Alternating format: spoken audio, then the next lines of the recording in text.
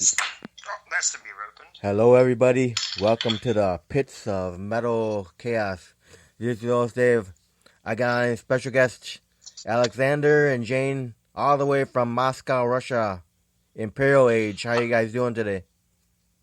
Hi, Dave. Hello. We're doing fantastic. It's been very kind of you to invite us here, and we're happy to answer all the questions you or your audience has to us. All right. So now the band was formed in 2012. Yeah, that's right. Now, how did you guys get the band together?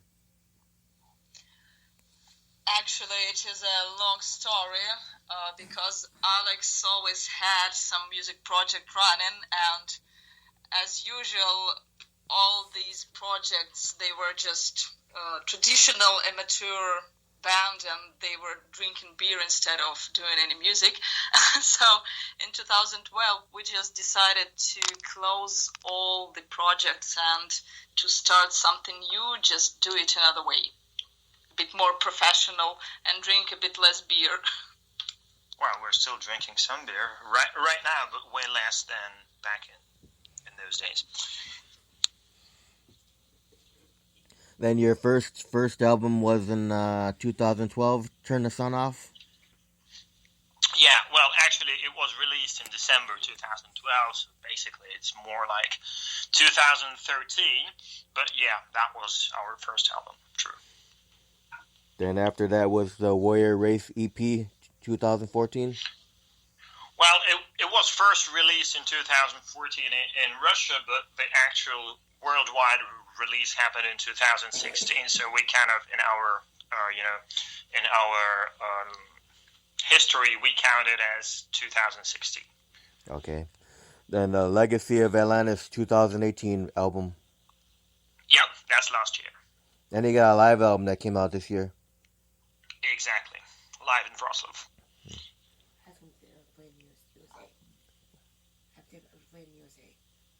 Have you guys ever played any shows in the United States yet? No, but we're actually really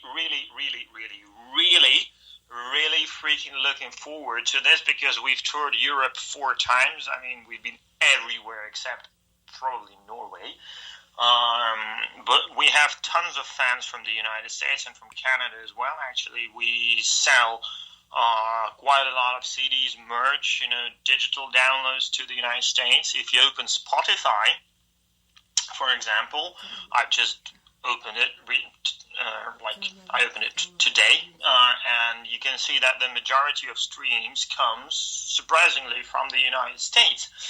And the most surprising thing of all of this is that I've been told by many people that symphonic metal, doesn't really sell in the United States. For example, Christopher Janssen from Therion, he keeps complaining that nobody listens to symphonic metal in the US. Well, I actually can see the contrary. I can see that by far the majority of streams for us actually come from the United States. That's number one. Number two is the UK, which is also considered to be somehow not the very best symphonic metal country, and Germany, which is considered the best, is only number 3 for us. So yes, we are extremely willing to come to the United States. Yeah, I know. Nightwish and Epica, they got a lot of fans in the United States. Yeah, which is cool. Our friends Arcona toured with Epica a few years ago, and they reported that the halls were full. So I see zero problems here. You have a question? Yeah, we live in the Chicago, Illinois area in the United States. We have the House of Blues here. We get you guys over here. Get you guys here. So if you come Hello? I was saying we live in the Chicago, Illinois part of the U.S. Oh, Chicago, that's fantastic. Legendary city. Oh, yeah, it's legendary. So maybe you guys come do a show in Chicago, we can come see you. Well, definitely. When there will be a North American tour, Chicago will definitely be on the map, same as the major U.S. cities, like New York. I would say as soon as. Yeah, have as soon as. But American tour. if any American promoters are listening to this, we are open to really, really good conditions because we want to do this. Probably the only thing which is difficult in organizing a tour for us is the flight costs and the visa costs. These are the only two things. But since any European artist, any non-US artist needs the same United States visa, even people from the UK and Ireland or Australia, it's the same, so it's the same amount of money as for French or German or British artists to go. So if anybody is listening to this, we're ready to do this as soon as possible. Okay, now my wife wanted to say hello to you guys and say something. Hold on. What's your name? Tanya. Tanya, hello. Hello, Tanya. Like Tatiana, yeah. Yeah, exactly. My mom has an uncle in Russia, and he's married to a Russian lady. I don't know where they live. I think they live in Moscow. They had 4 kids. We're into cats too. Oh yeah. Kids, not cats. Kids. And I know President Trump would love to see bands from Russia come play in the United States.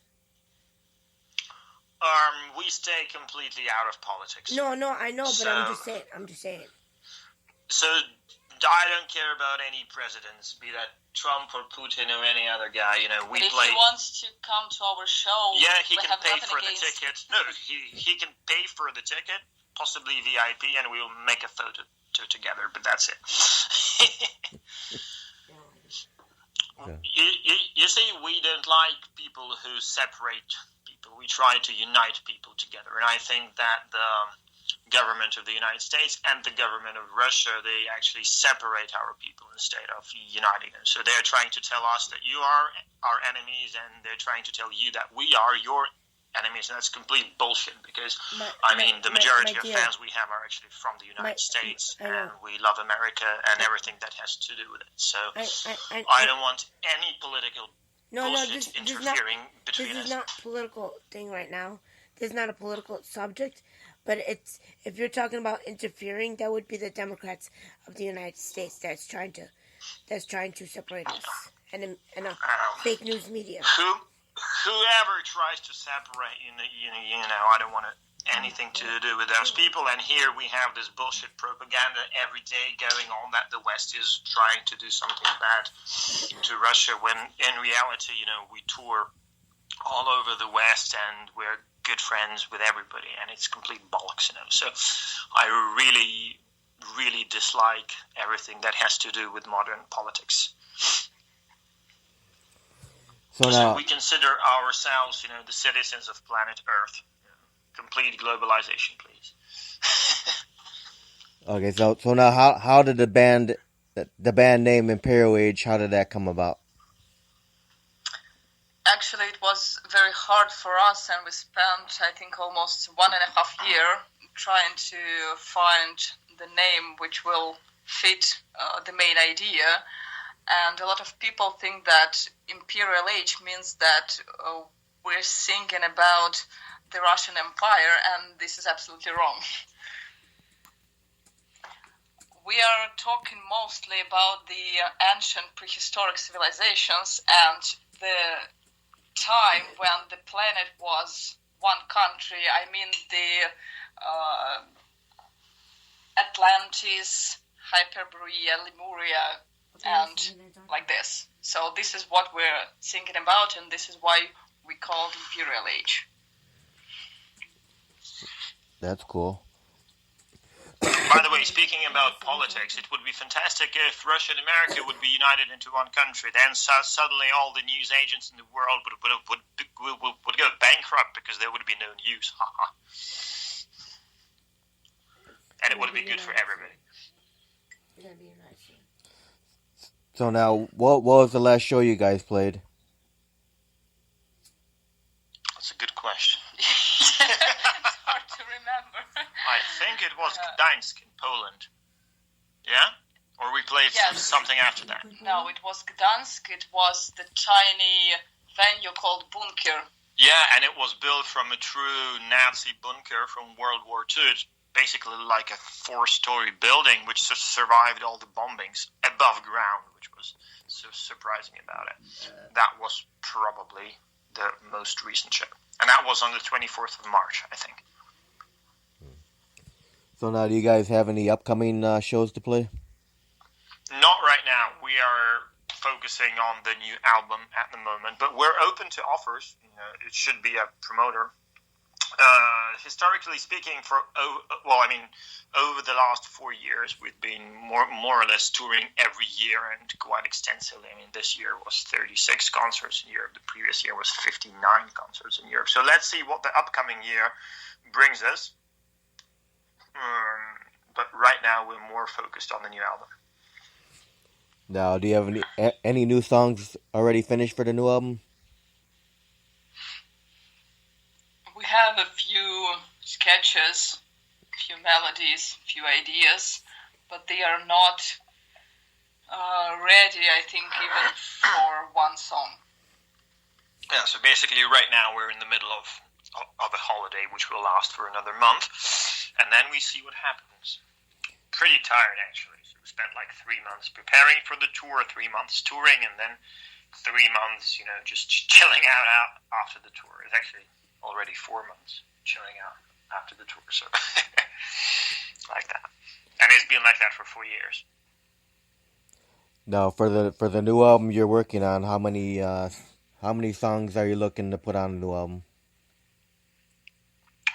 How many what? How many songs are you looking to put on a new album? No idea. As many as we write. you cannot predict such things. It's inspiration. It's pretty much random.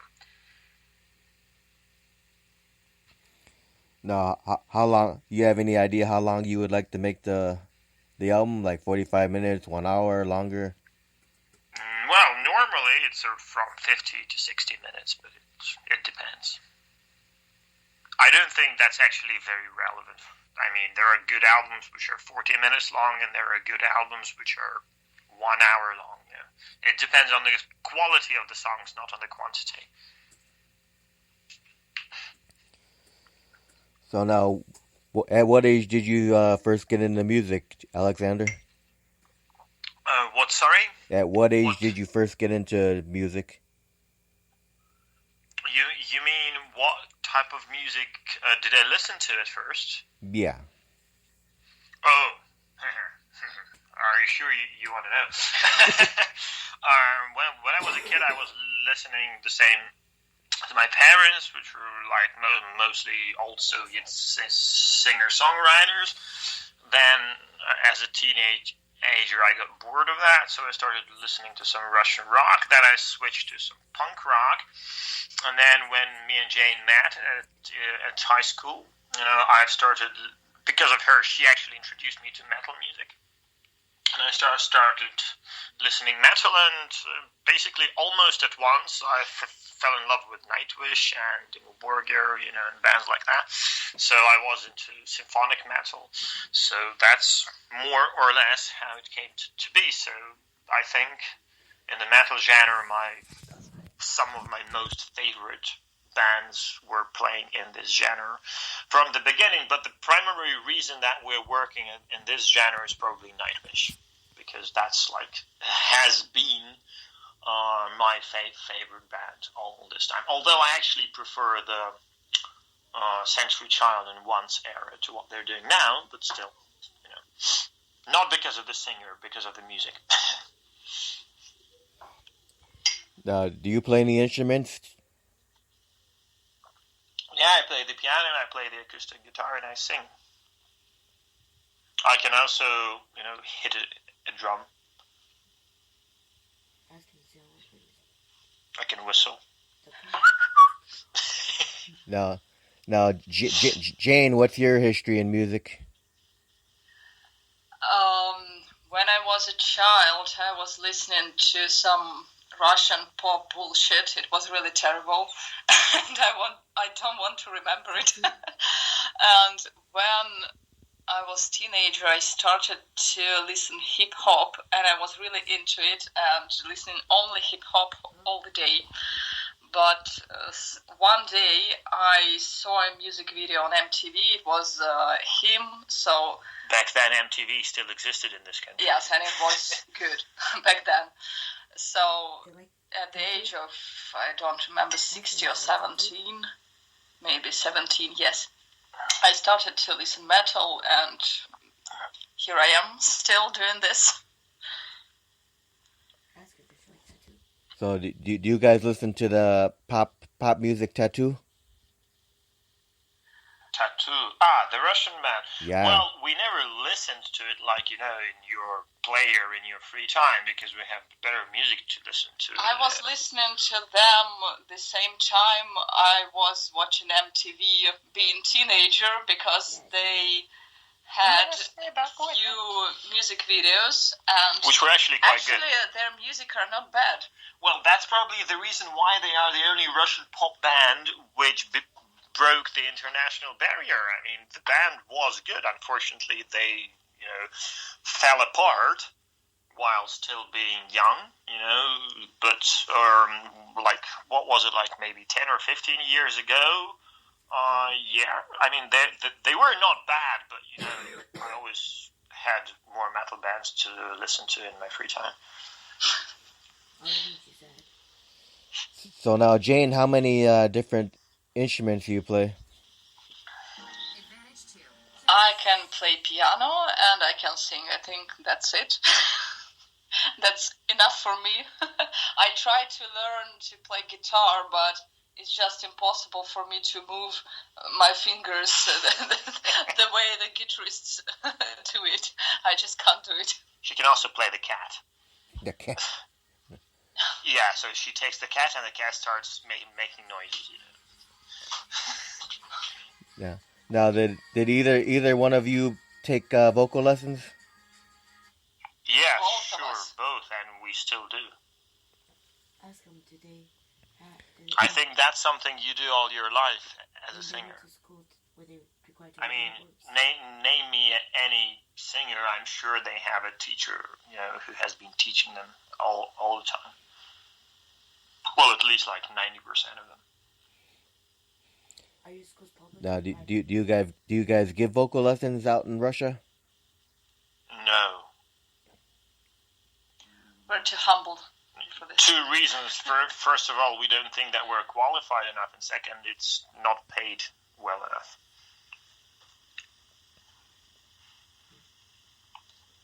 So it requires really high qualification, but the money is not serious. Or if you want to make serious money from it, you have to do it your main job. Well, doing music and... I had a private music school in 2015 and 2016. I ended up spending all my day there and earning less than $1,000 per month. So that's not really cool. So I sold it off to the husband of one of the teachers. Yeah. So now your latest album, The Legacy of Atlantis, that's all based on the lost city of Atlantis? It's not city. It's a civilization, not even a country, For example, if, imagine we go in time from now, fast forward to, 5,000 years from now into the future. Let's hope humanity won't destroy itself by that time, which is highly unlikely, but still. How would they call our modern civilization? They would probably call it the American civilization, because most of what we have comes from America. It's like the films, the technologies, and everything.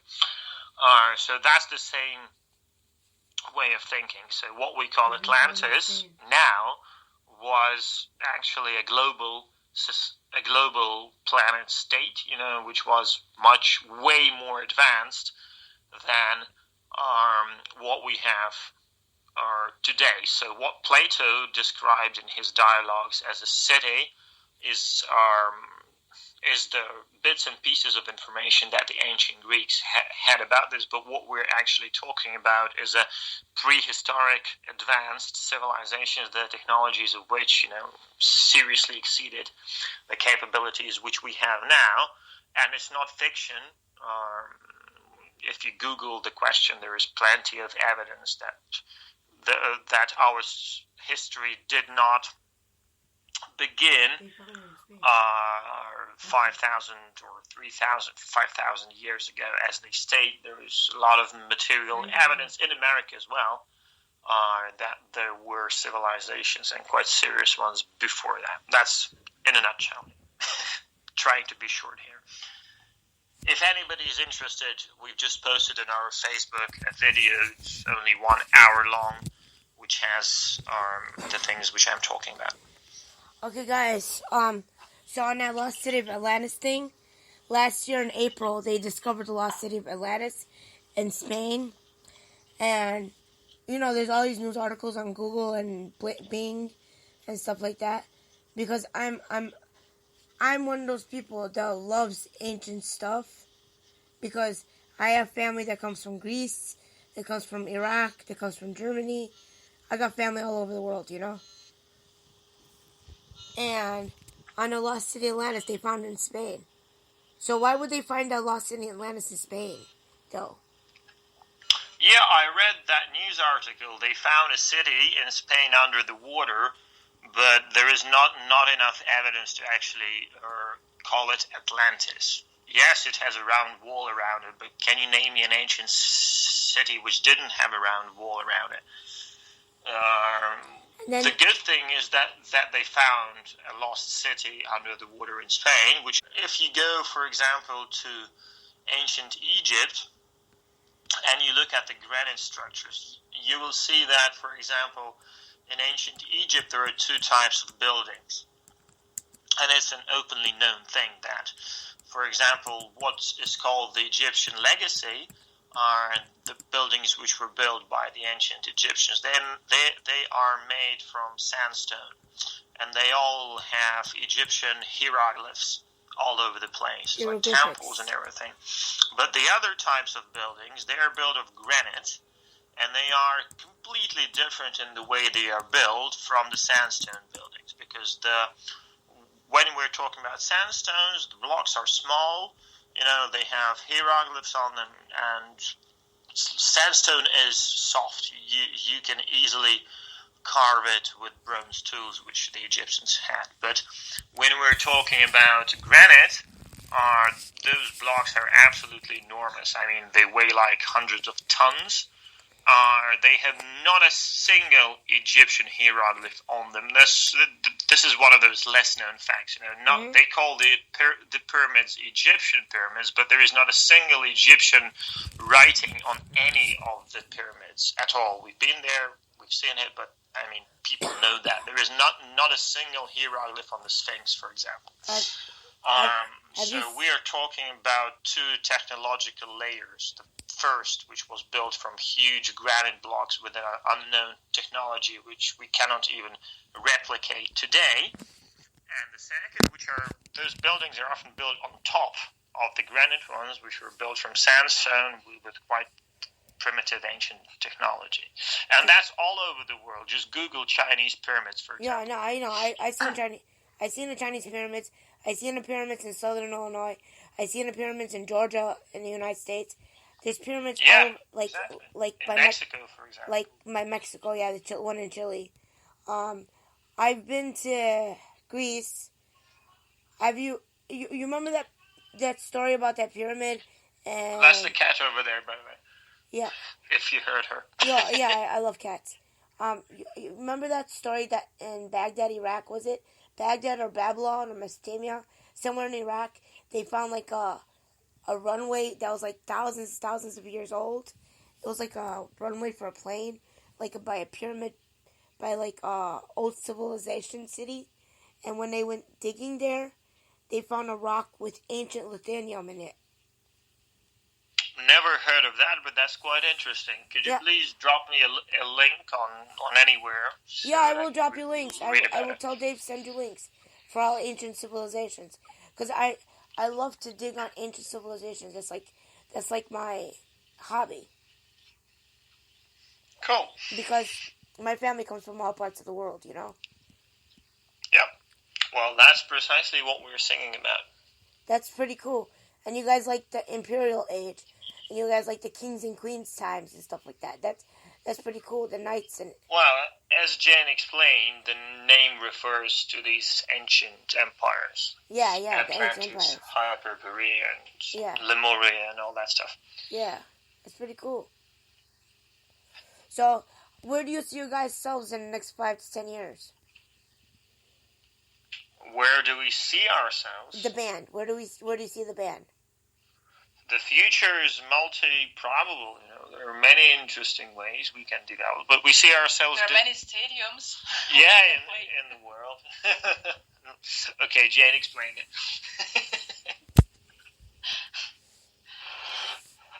Jane.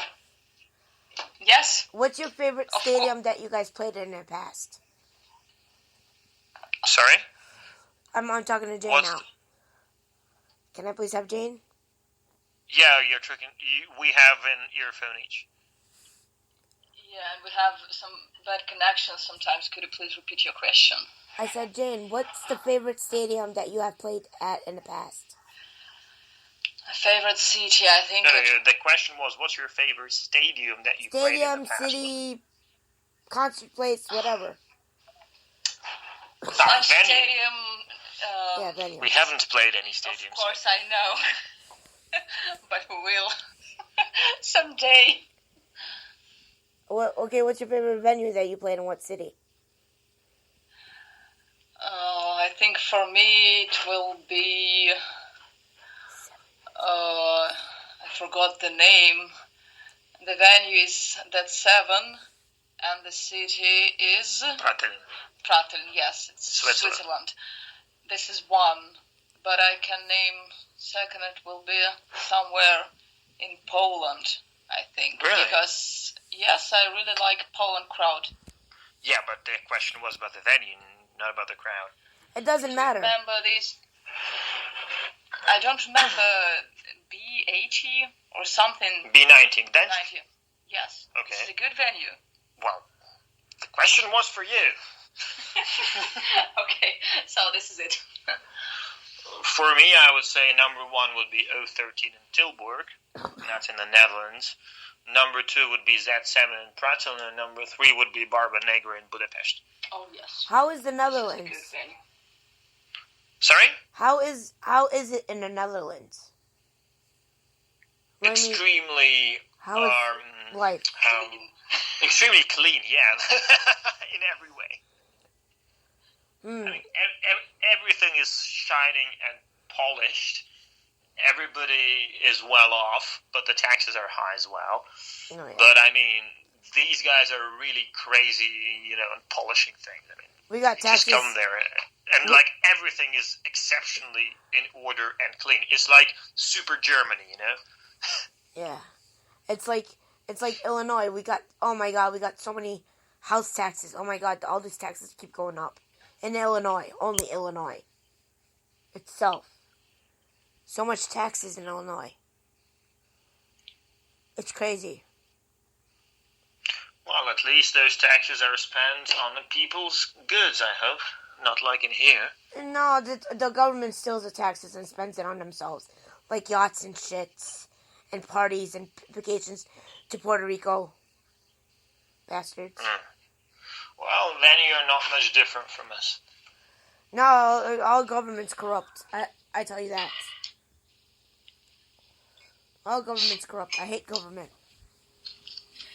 They need to leave the people alone. So, tell me, so, how many albums you guys have out right now? 2 albums. 2 albums, that's it? And you're working on a 3rd one, right? Sorry? And you're working on a 3rd album, right? Yeah. And do you already have a name for the 3rd album? Nope.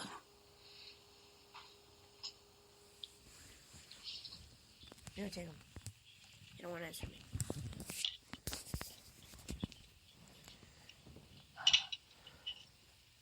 Hello? Now, how important is social media to the band? Ooh, that's a nice question. I would put it this way. You know that in China, Facebook, Google, YouTube, Twitter you name it. I think everything. Instagram are bad. Now, we have long ago decided that if the same happens in Russia, we're going to move out of the country. I think that's the answer to your question.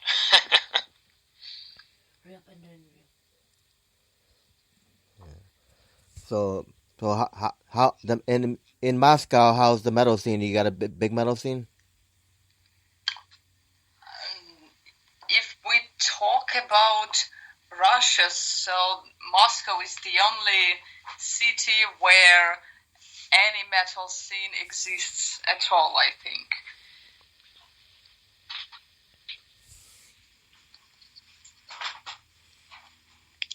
So the things are really bad here in Russia, and every day the situation gets worse. So we just had this folk summer fest with folk metal bands, and we haven't been there, but our friends have been, and they report that despite the fact that the lineup was one of the strongest, the amount of people is less than the previous year, and the previous year the amount of people was less than the year before that, etc. So basically, the metal market is shrinking, and if I look at what the promoters are doing, they earn money in Moscow, they break even in St. Petersburg, and all the other cities, they lose money. Okay, now for people that are listening to the interview, they want to find out, more information about the band or buy merchandise. What are your sites to go on? Just go www.imperial-age.com, and you have everything. You have all the merch, all the CDs. You can actually subscribe to our newsletter and get 7 songs for free. There is a link for that as well. So it serves all the purposes. Awesome. Well, I want to thank both of you for taking time to do this interview today. Thank you, Dave. Thank you for your questions. Yeah, thank you, Tanya, for your questions as well. And I hope to see this online as soon as possible, and we will share it as well. And cheers to all our American fans. We're really looking forward to coming to the United States. We really love your country and your culture. We're like watching Hollywood films in English every day. And we hope to play in front of you as soon as possible. Awesome. Well, you guys have a great day. Thank you. Cheers. Cheers. Bye-bye. Have a good day. Cheers. Bye-bye. Bye-bye. Stay metal. Stay metal. Bye.